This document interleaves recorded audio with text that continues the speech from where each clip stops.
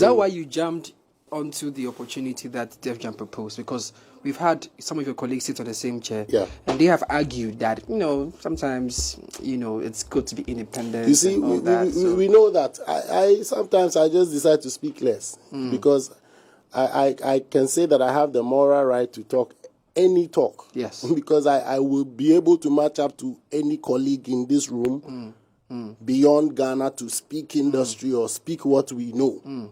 You know what I mean about that. Let us not clad ourselves. You see, I understand how we are as Ghanaians.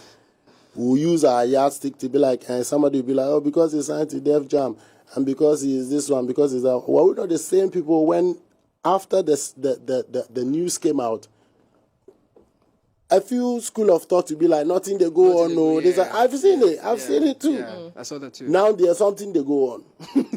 You see what I'm saying? So why I'm saying that is that work has to go on.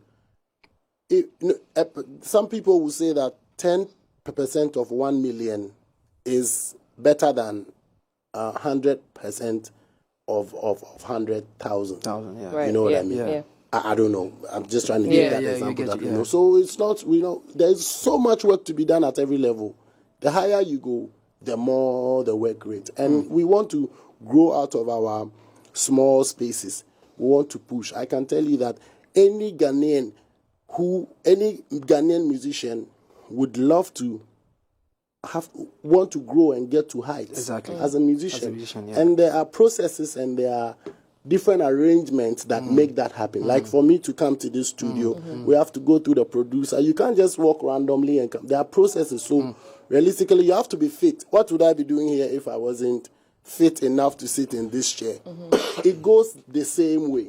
So if maybe you are not well fit yet to be able to have some certain conversations, and we know it's the truth now, you have to position yourself to be able to have certain conversations. You know what I mean? You don't just sit there. At a certain point, would be like, listen, from 2020 to 2023, I had released only 3 songs. Which two of those songs are on the album, and even so, that was towards the latter part. Look at if I risk, because I understood my brand power. No bragging. Everybody was releasing music and doing stuff, but I didn't release music. If you really check, you on the road. Gidigba and therapy. No, Gidigba. Gidigba therapy and more of you. Gidigba therapy and more of you. More of you, recently. Exactly. After the album had been released, so people said, my mind said, no go there. But behind the scenes, we knew what we were doing. We were trying to make, and then I came with therapy in a long while, and everybody was like, "Woo, are you changing your style?" There's always some level of planning. There's always some level of conscious efforts. I'm not one of those artists, respectfully, that does anything anyhow. No way. No. Because I always look at growing. What next? Listen to my craft, pay attention to my craft and see what my comfort zone is. Because sometimes when you dig into your creative space, you find gold. Sometimes when you dig, you find diamond. Another times when you dig, you find copper. That's how I understand my creative, levels.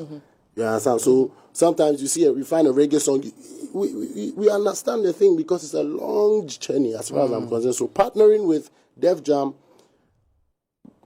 go and partner.